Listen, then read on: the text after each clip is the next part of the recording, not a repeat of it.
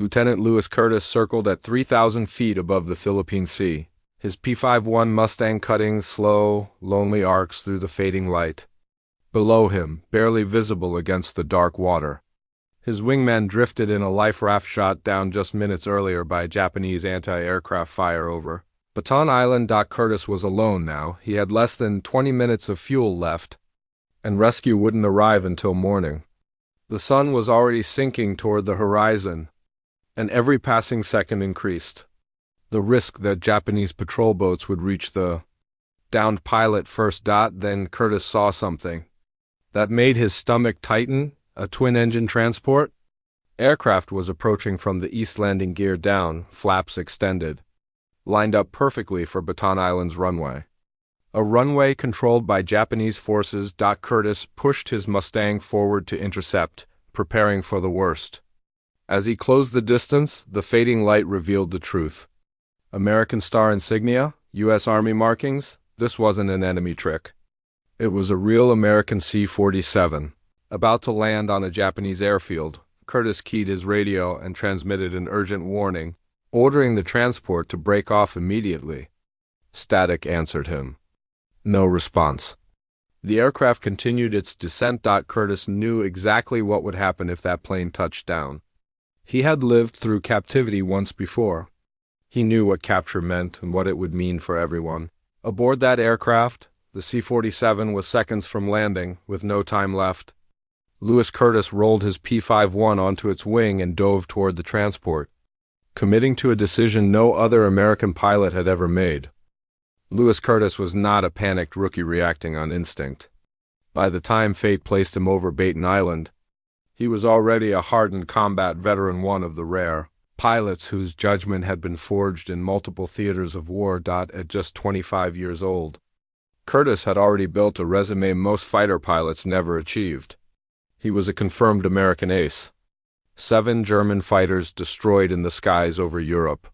1 Italian aircraft shot down during the chaotic collapse of Mussolini's regime. A distinguished flying cross pinned to his chest for courage under fire in the Mediterranean. These were not accidents of luck. They were the result of discipline, situational awareness, and a willingness to take responsibility when others hesitated. Curtis flew the twin-engine P-38 Lightning with the 82nd Fighter Group, an aircraft that demanded precision. The P-38 was fast and heavily armed, but unforgiving. It magnified pilot errors, especially at altitude or when damaged. Flying it in combat across North Africa and Italy taught Curtis to think several steps ahead because mistakes were rarely survivable. He learned those lessons the hard way. In August 1943, during operations over southern Italy, Curtis found himself in a moment that would define the rest of his war. A fellow American pilot was under attack by German fighters. Curtis broke formation, an act that always carried consequences. To intervene, the gamble worked. At first, Curtis shot down 2 German aircraft in quick succession, saving the pilot he had moved to protect. But victory came at a cost. His P-38 took heavy damage. Both engines began to fail. With no friendly territory within reach, Curtis was forced to make a crash landing on a beach controlled by the enemy within hours. He was captured. For a fighter pilot, capture was not just defeat, it was uncertainty. Curtis was interrogated repeatedly, questioned about Allied operations, aircraft capabilities, and unit movements. He gave nothing. Meanwhile, the situation around him deteriorated rapidly.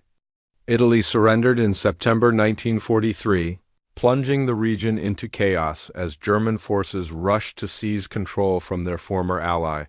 Prison camps became unstable. Guards changed. Authority fractured. Curtis made his first escape attempt during this confusion. It failed. He was recaptured and punished, but not broken. He waited, watched, learned routines, measured risks. Then, just days before German units fully consolidated control of the area, Curtis escaped again. This time, he disappeared. For months, Curtis lived in occupied territory. He moved only at night, avoiding roads and towns. He survived on scraps of food, assistance from sympathetic civilians, and whatever he could scavenge. Every sound could mean discovery. Every light in the distance could be a patrol.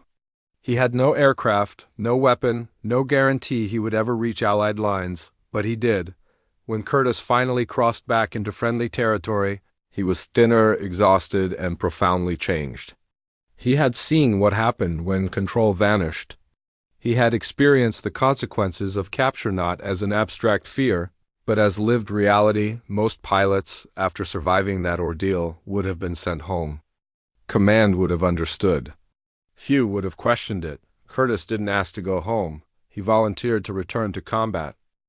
Under the Geneva Conventions, Curtis was barred from flying combat missions in Europe again. His previous capture made him ineligible for further operations against Germany. Instead, the Army Air Forces reassigned him to a different war entirely. In August 1944, Curtis arrived in the Pacific. Now flying the P-51 Mustang with the 3rd Air Commando Group, Curtis faced a very different kind of combat. The Pacific offered vast distances, minimal navigation aids, and an enemy known for refusing surrender. Air commandos flew low, often alone or in small formations, supporting special operations behind enemy lines. There were no safe bailouts, no friendly villages, no neutral territory. Curtis adapted quickly. Just 3 days before the incident over, Baton Island, he intercepted and shot down a Japanese Ki-46 reconnaissance aircraft near Taiwan, a fast, high-altitude plane often called Dyna by Allied pilots. It was no easy kill. That victory placed Curtis in an exceptionally small group. He became one of only 3 American pilots confirmed to have shot down aircraft from all 3 Axis powers, Germany, Italy, and Japan. It was a distinction earned not through chance, but through survival across the most dangerous airspaces of the war. This is why Lewis Curtis's decision carried weight when Curtis looked down and saw a vulnerable C-47 transport descending toward a Japanese airfield. He wasn't reacting emotionally. He wasn't acting out of bravado or ignorance. He understood exactly what capture meant. He had lived it. He knew what awaited crews who fell into enemy hands in the Pacific, where survival rates were far worse than in Europe. He also understood risk. Curtis had already faced engine failure, enemy fighters, imprisonment, and months of isolation behind enemy lines. He had chosen to return to combat when he didn't have to. Every decision he made was informed by experience, not fear. Now, in that moment over Baton Island, Curtis recognized something familiar, a mission going wrong, a narrowing window, and a choice that could not be deferred to someone else. And once again, Lewis Curtis chose to act. Curtis slid his P-51 Mustang into position off the transport's wing, so close he could clearly see into the cockpit. Through the angled glass he could make out the silhouettes of the C-47's pilots' heads forward, hands steady on the controls, fully committed to their approach. Their aircraft was lined up perfectly for landing. They had no idea they were flying straight into a trap. The runway ahead looked ordinary from the air, but Curtis knew better. Japanese forces controlled the field. Anti-aircraft guns were already manned. Once the transport touched down, escape would be impossible. The crew, and anyone aboard, would be captured or worse. Curtis tried the fastest, safest option first. He rocked his wings sharply. The universal aerial signal used by Allied pilots to say "follow me" or "break off immediately." It was unmistakable. Any experienced aircrew would recognize it in an instant. There was no response. The C-47 held its course, descending steadily, wheels preparing to deploy. Either the pilots hadn't seen him, or they assumed he was offering escort. Not warning, Curtis surged forward, crossed directly in front of the transport's nose, and pulled into a steep climb. It was an aggressive maneuver impossible to miss, impossible to misunderstand. He hoped it would jolt them into questioning their approach. Still nothing. The transport continued downward, stubbornly steady. The runway was now less than a mile away. Below them, movement flickered on the ground. Japanese anti-aircraft crews had spotted the 2 aircraft. Barrels began to elevate.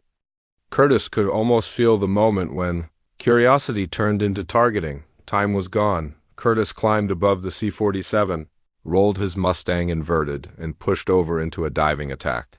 The nose dropped, the world inverted briefly, then snapped upright as he leveled out directly behind the transport. His airspeed surged. The distance closed rapidly. 200 yards. Curtis's thumb rested on the trigger. He knew exactly what would happen if he fired. A 2-second burst from the Mustang's 6.50 caliber machine guns would send roughly 150 rounds forward. At this range, missing was impossible.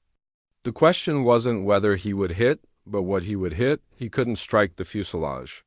He couldn't risk a ricochet into the cockpit. He couldn't kill the men he was trying to save. This was not an attack meant to destroy the aircraft. It was meant to deny it a landing. Curtis eased closer, dangerously close, closing the gap to 50 yards. The slipstream buffeted his Mustang as the larger transport filled his gun sight. He adjusted his aim slightly to the right, targeting the outer engine, calculating angles, recoil, and the spread of tracer rounds. This was forced survival. Curtis squeezed the trigger. The Mustang shuddered violently as its guns came alive. Bright tracers streaked forward, converging on the right engine nacelle. In an instant, metal tore open. Fuel ignited. The engine burst into flames. Thick black smoke poured from the cowling as the propeller slowed. Windmilled briefly, then froze dead. The C-47 lurched and banked, compensating instinctively.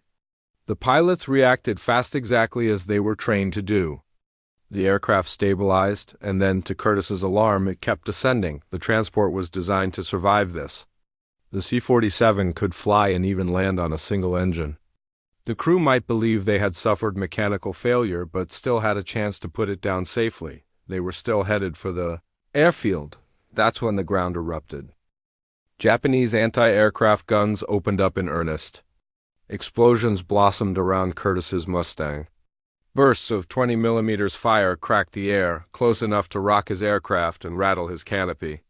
Shrapnel flashed past in blurs of steel. Curtis ignored it. The transport was now barely 100 feet above the water. 10 seconds from touchdown. The shoreline rushed up beneath them. There was no time left for signals, no time for hesitation. Curtis slid laterally, repositioned, and lined up on the left engine. He fired again. This time the effect was catastrophic. The engine disintegrated under the concentrated burst. Panels shredded away. The propeller twisted violently, then locked in place. Smoke and debris streamed backward. The C-47 lost all power. Its nose dipped. Airspeed bled off. There was no runway beneath it anymore, only open ocean. Curtis pulled up hard, climbing away as the transport began its forced descent. The only remaining option left to it, the sea. Inside the wounded C-47, the pilot fought the controls with everything he had left. With both engines dead, the aircraft was little more than a heavy glider, bleeding airspeed and altitude with every second. The ocean rushed up to meet them, gray and unforgiving. There would be no second chance, no go-around. This landing would decide whether they lived or died. The pilot leveled the wings as best he could, raised the nose just enough, and braced. The transport hit the water hard. The impact sent a violent shudder through the fuselage. The aircraft skipped once, slammed again, and then miraculously settled into the sea. Water surged up around the cockpit and along the wings, but there was no explosion. No fireball. No instant catastrophe. From above, Lewis Curtis held his breath. Then he saw movement. A hatch opened. Figures climbed out onto the wings, steadying themselves against the wind and spray. Inflatable life rafts tumbled free and snapped open on the surface below.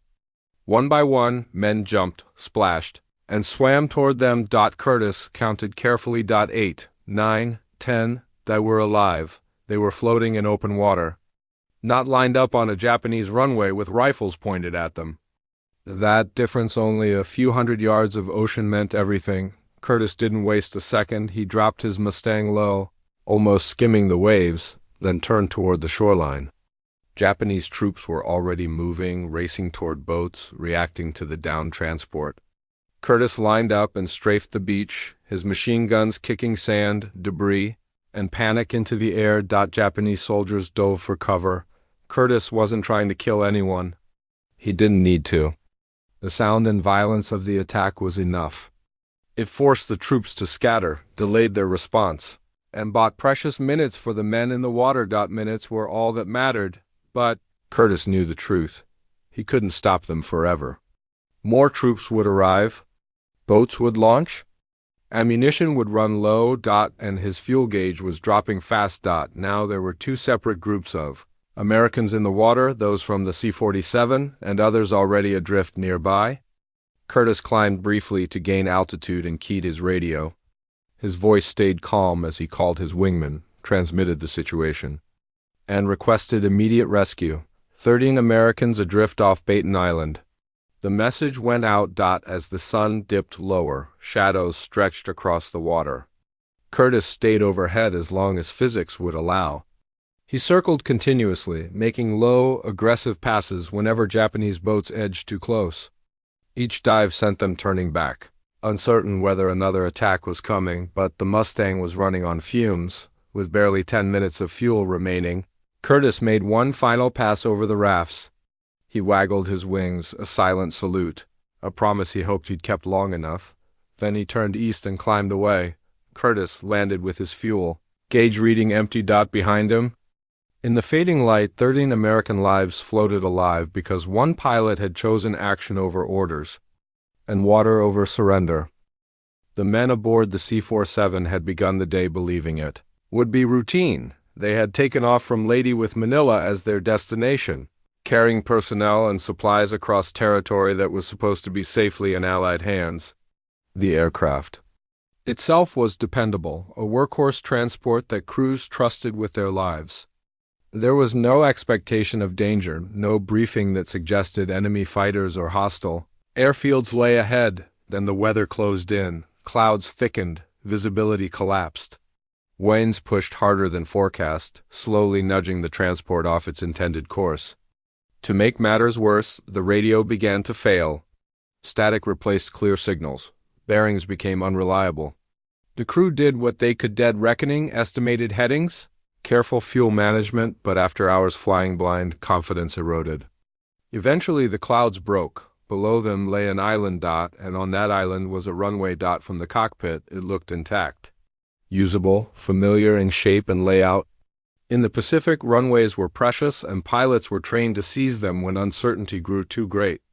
With fuel diminishing and no reliable radio contact, the decision seemed obvious. They assumed it was friendly when a lone P-51 Mustang appeared, sliding into formation. That assumption felt confirmed. Fighters didn't escort enemy transports. The Mustang's presence reassured them. Whatever island this was, it must be Allied-held, or at least safe enough to land. They continued their descent. Then the Mustang began maneuvering aggressively. It crossed their nose, climbed sharply, waggled its wings. From the transport's cockpit, the movements were confusing, even irritating. They were focused on landing, running checklists, managing altitude. There was no reason, none, to believe the fighter was trying to warn them. When the Mustang rolled in behind them, they didn't understand, and when it opened fire, shock turned instantly to terror. From their perspective, they were under attack by a friendly aircraft, possibly a pilot who had lost his mind or mistaken them for an enemy. The sound of bullets tearing into the engine, the sudden fire, the violent loss of power, it made no sense. Panic surged through the cabin. Then the second engine was destroyed. Now there was no confusion, only fear. The crew ditched at sea, believing they had been betrayed. As they evacuated the sinking aircraft, emotions ran hot: anger, disbelief, and raw survival instinct. They expected capture at any moment. They braced for gunfire from shore. They assumed they had been forced into the water for no reason at all. Only later did the truth emerge. As they clung to rafts and wreckage, another survivor paddled over, breathless and shaken. He had a clearer view of the shoreline. He had seen the anti-aircraft guns, the movement of enemy troops, the Japanese boats preparing to launch. He told them where they were, a Japanese base. The realization hit like a second impact. Everything suddenly made sense. The warning passes, the wing waggling, the precision of the gunfire. The way the engines had been destroyed without a single round tearing through the fuselage or cockpit. That Mustang hadn't attacked them. It had saved their lives. The anger drained away, replaced by something else: shock, gratitude, and awe. They understood how close they had come to disaster. Had they landed, there would have been no escape. No rescue, no second chances. Among the passengers floating there was a 19-year-old Army nurse named Svetlana Valeria. She stared at the burning wreckage of the C-47 as it slipped beneath the waves, the smoke rising into the evening sky. Around her, men whispered, shaken by how narrowly they had survived. She couldn't stop thinking about the pilot in that Mustang. What kind of person could make that choice knowing the risk, knowing how easily it could go wrong? What kind of skill did it take to disable both engines of a transport aircraft at low altitude, under fire, without killing a single person aboard? As the water rocked her raft, Svetlana looked toward the horizon where the fighter had disappeared and understood. Something profound. Sometimes survival doesn't look like rescue. Sometimes it looks like a gunshot aimed with absolute precision by someone willing to be misunderstood if it meant others could live. Dawn came slowly over the Pacific, painting the horizon in pale streaks of orange and gray. Lewis Curtis was already in the air. Sleep had been brief and restless, his mind replaying every second of the previous day, every burst of gunfire.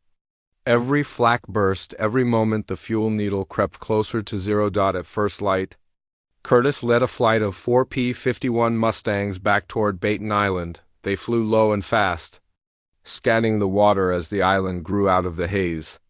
Curtis knew the odds. Life rafts could drift overnight. Men could succumb to exposure. Japanese patrol boats might have found them after he was forced to leave. Until he saw proof, nothing was certain. Trailing behind the fighters was a single PBY Catalina, a slow, ungainly flying boat, painted in dull gray-blue. It was vulnerable, especially this close to enemy territory, and it depended entirely on Curtis and the other Mustangs to keep it safe. If Japanese fighters appeared, the PBY would have no chance. Curtis spotted the rafts first, small dots on the surface. Clustered together just offshore, they were still afloat, relief washed through him, sharp and unexpected. He waggled his wings and banked, guiding the Catalina toward the survivors. The Mustangs spread out, forming a loose protective circle, eyes constantly scanning the shoreline and the sky as the PBY descended. Curtis dipped low and made a strafing pass along the beach, not to hit anything, but to remind anyone watching that the air belonged to the Americans, at least for now. No return fire came. The Japanese either hadn't located the rafts or had chosen not to challenge the fighters. The Catalina touched down gently, its hull kissing the water. Spray fanned out behind it as it slowed. One by one, the survivors were hauled aboard, soaked, exhausted, but alive. Curtis watched from above as the last raft was secured and pulled in, all 13. Americans were rescued when the PBY finally lifted off. Heavy and slow, Curtis stayed overhead until it reached safe altitude and turned away from the island. Only then did he allow himself to relax his grip on the controls. The mission was complete. There was no celebration. No cheering over the radio. Curtis simply turned his Mustang toward home and fell into formation. To him, it felt like what pilots were trained to do: identify a problem, act decisively, and see it through. Just another mission. Or so he thought. Curtis had no way of knowing that what he'd done would ripple far beyond that patch of ocean. He didn't know that his actions would be debated, studied, and quietly passed down as an example of judgment under pressure. He didn't know that the men he saved would carry that story for the rest of their lives, or that some would struggle to explain how survival had come from gunfire rather than rescue. For Curtis, there were no speeches waiting, no immediate recognition. There was only the next briefing, the next flight, the next stretch of sky to patrol, but somewhere behind him, 13 Americans were alive to see another sunrise. And that, whether anyone noticed or not, was enough. When Lewis Curtis finally shut down his Mustang back at base, adrenaline gave way to uncertainty. He had replayed the incident over Baton Island 100 times during the flight home and again through the night. In the military, initiative could be praised, punished depending on how it was judged. After the fact, Curtis expected one of two outcomes: either a medal for extraordinary airmanship and courage, or a court-martial for deliberately firing on an American aircraft. There was no middle ground. Instead of being summoned before an investigating officer, Curtis was called into a quiet office.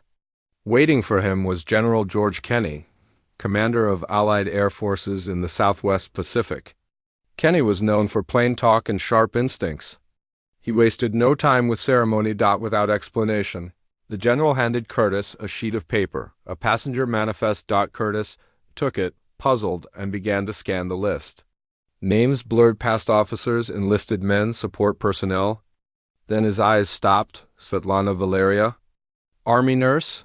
Age, 19. For a moment, Curtis couldn't breathe. He knew that name. 2 nights earlier, he had taken her to dinner. A brief escape from the war-shared conversation, nervous laughter, plans spoken lightly because neither of them knew what tomorrow would bring. They were supposed to see each other again the following week. And now Curtis understood something that hit harder than any flak burst. He had shot her plane out of the sky. The room felt suddenly very small. All the precision, all the careful calculations, all the justifications collapsed into a single, terrifying truth. The aircraft he had crippled intentionally, deliberately had carried someone he cared about. General Kenney watched him closely. Then the general asked one question. "Did you know she was aboard?" Curtis didn't hesitate. He didn't search for safer phrasing or try to soften the truth. "No, sir." The answer was immediate, flat, and honest. Kenney studied his face for a moment longer, as if weighing not just the response but the man giving it. Then he nodded once. That was all that mattered. Curtis had acted without personal motive. He hadn't known who was on board. He had made his decision based solely on the tactical reality in front of him and on what he believed would save the most lives. There would be no charges. No investigation beyond that point. Instead of punishment, Curtis was informed he would receive a commendation for extraordinary judgment and airmanship under fire. As Curtis left the office, the weight of the revelation lingered. He had come closer than he would ever admit to killing someone he knew, someone he hoped to see again. The line between disaster and salvation had been impossibly thin, but that day it had held, and 13 people, including Svetlana Valeria, were alive because Louis Curtis chose action, precision, and responsibility when it mattered most. Curtis approached the field hospital with more apprehension than he had felt facing enemy guns. Combat made sense to him. There were threats, decisions, outcomes. This was different. This was personal, unpredictable, and impossible to calculate. He didn't know how much she'd been told. He didn't know whether she'd be angry, frightened, or whether she'd want to see him at all. The smell of antiseptic and damp canvas filled the ward as Curtis stepped inside. Wounded men lay on cots. Nurses moved quietly between them, and the low murmur of voices hung in the air. Then Svetlana looked up for a moment. Everything else disappeared. Their eyes met across the room, and time seemed to hesitate. Curtis saw the same woman he'd shared dinner with days earlier, but now there was something new in her expression. Shock, perhaps, or recognition layered with understanding. She didn't hesitate. Svetlana stood, crossed the room with quick, determined steps, and before Curtis could say a word, she slapped him hard across the face. The sound cracked sharply. In the quiet ward, drawing startled glances from nearby beds. "That's for shooting me down," she said, her voice steady. Curtis didn't move. He didn't defend himself. He didn't apologize. There were no words that could possibly fit between what he had done and why he had done it. Then, just as suddenly, she reached up, grabbed his flight jacket, and kissed him. "And that," she said softly, "is for saving my life?" Curtis exhaled for what felt like the first time in days. They sat together after that, talking quietly, filling in the gaps the other couldn't know. Curtis explained the island, the anti-aircraft guns, the certainty of capture if the C-47 had landed. Svetlana told him what it had been like inside the transport, the fear, the confusion, the anger as the bullets struck, and the terror of the water rushing up to meet them. At some point, anger gave way to understanding. She had seen the shoreline. She had learned where they really were. She knew what would have happened if they'd touched down. And she understood that the choice Curtis made had not been easy or clean, but it had been necessary. Finally, she smiled, not the strained smile of someone being polite. A real one, the kind that meant she was alive, sitting upright, with a future still ahead of her. "So," she said lightly, tilting her head. Are we still having dinner next week? Curtis laughed, a quiet, almost disbelieving sound. In the middle of war, surrounded by uncertainty and loss, the question felt almost surreal. But it also felt like hope. And for the first time since Baton Island, Curtis allowed himself to believe that not every consequence of that impossible decision had been tragic. Curtis became the only American ace to shoot down aircraft from 4 air forces. His P-51 carried 4 symbols: call on Germany, Italy, Japan, and 1 American flag, awarded not for friendly fire but for judgment under pressure. Lewis. Curtis never called himself a hero, but history remembers him as the pilot who understood something rare, that sometimes the right decision looks wrong until everyone survives. And that was the story of Lewis Curtis, the American ace who made the impossible choice and saved 13 lives by shooting down his own country's aircraft. A decision that defied orders, risked his career, and ultimately proved the difference between life and death. If you're fascinated by the untold stories of World War II, the incredible courage of pilots under pressure, and moments where split-second decisions changed history, hit that subscribe button and ring the bell. Join the World War II Rewind community for more deep dives into the missions, tactics, and heroes that history almost forgot. Drop a comment below. What would you have done if faced with Curtis's impossible choice? And if you want more stories of aerial daring, close calls, and battlefield genius, make sure to watch our next video right here on World War II Rewind.